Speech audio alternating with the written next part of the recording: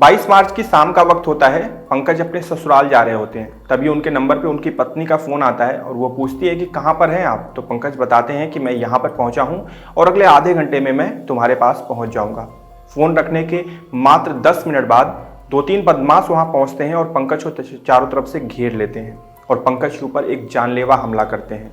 पंकज समझ चुके थे कि अगर इस वार से अगर वो बच गए तो उनकी जान बच जाएगी, नहीं तो ये सब उसे मार डालेंगे। पंकज पूरी बचने की कोशिश करते हैं।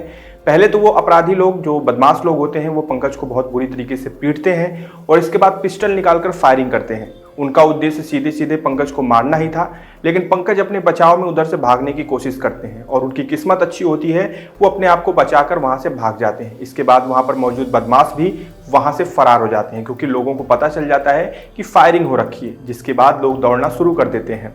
पंकज के लिए लोग स्थानीय पुलिस को सूचित करते हैं। पुलिस आती है, घायल अवस्था में पंकज को अस्पताल में भर्ती करवाती है।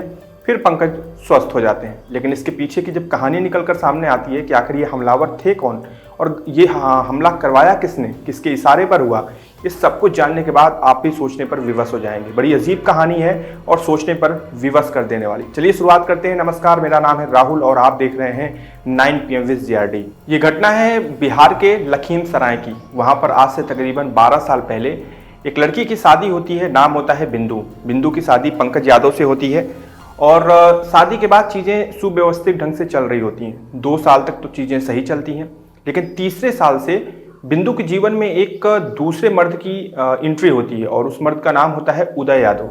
अब उदय यादव का और बिंदु का रिश्ता पहले भी था, क्योंकि उदय और बिंदु के रिश्ते की बात करें तो दोनों साली और जीजा का रिश्ता था। मतलब कि उदय के जो बड़े भाई थे उनकी बिंदु सगी साली थी, जिसकी वजह से इनके बीच में नज़दीकियां बढ़ने लगी। इन्होंने आपस में फ़ोन एक्सचेंज किए। शुरुआत में तो हंसी मजाक चला, लेकिन इसके बाद इनके रिश्ते अफेयर में बदल गए। ये लोग ये चीज़ जानते थे कि बिंदु शादीशुदा है, उसका पति पंकज यादव है, लेकिन इसके बावजूद भी बिंदु को उदय ज़्यादा पसंद आने लगा। उदय की तरफ वो झुकती चली गई और इनके बीच में प्रेम प्रसंग चरम पर पहुंचने लगा। अब धीरे धीरे सिलसिला वहां से चलकर अगले 10 साल तक बीत गया। 10 साल तक इनका अफेयर चलता रहा। बीच में कई दफ़ा पंकज को पता भी चल जाता है। एक बार तो पंकज दोनों को रंगे हाथ भी पकड़ लेते हैं।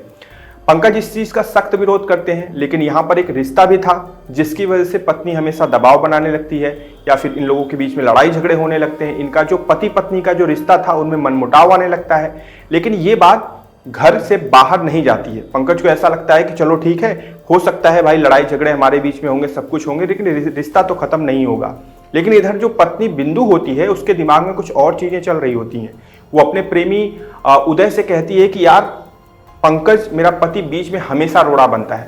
पहले तो तुम जब यहाँ आते थे तो इसे कोई समस्या नहीं होती थी, लेकिन अब इसे हर बात पे समस्या होती है।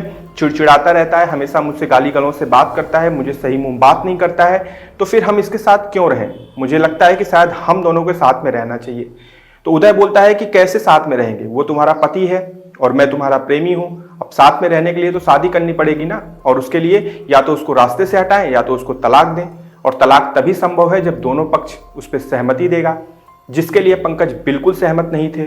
फिर वो बिंदु जो होती है वो एक योजना बनाती है। जरा सोच कर देखिएगा। वो 17,000 रुपये कलेक्ट करती है और उदय को देती है एक पिस्टल खरीदने के लिए। कहती है एक पिस्टल खरीदो और इसके बाद मेरे पति को रास्ते से ही हटा दो।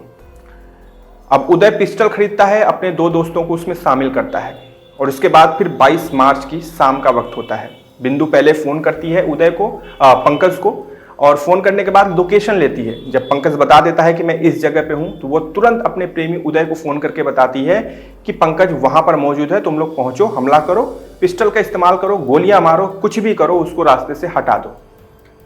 लेकिन किस्मत अच्छी थी पंकज की, पंकज बच जाता है। और इसके बाद जब पंकज होश में आता है, स्वास्थ्य उसका सही होता है पंकज का, तो पंकज बताते हैं कि जितने हमलावर थे उसमें से एक हमलावर उदय था, क्योंकि उदय को तो बहुत अच्छे से पहचानते थे। इसके बाद पुलिस उदय को गिरफ्तार करती है और उससे गहन तरीके से पूछताछ होती है। कैमरे के सामने उदय इस चीज़ को स्वीकार करता है और चौड़े मुंह से बोलता है कि जब वो मरा ही नहीं तो हम सफल कहाँ से होंगे, और मैं जेल जाऊँगा मुझे पता है, लेकिन जब जेल से छूटूंगा तो मैं फिर उसको मारूंगा, क्योंकि उसकी पत्नी से पिछले 10 साल से मेरा अफेयर चल रहा है और उसकी पत्नी मेरे भैया की साली है। ये चीज़ कहते हुए वो बयान देते हुए जेल चला जाता है। इधर बिंदु की भी गिरफ्तारी होती है और बिंदु भी यही बात कहती है कि हम जब जेल से बाहर निकलेंगे तो हम और उदय साथ में रहेंगे, मैं पंकज के साथ नहीं रहूंगी। अब जरा सोचिए इस घटना में क्या पॉइंट ऑफ व्यू होना चाहिए। एक पत्नी जो पिछले 10 साल से 12 साल से अपने पति के साथ रह रही थी, जब उसे लगा कि उसे तलाक नहीं मिलेगा तो उसने अपने प्रेमी के साथ मिलकर योजना बना ली कि इस पति को ही इस रास्ते से हटा देते हैं।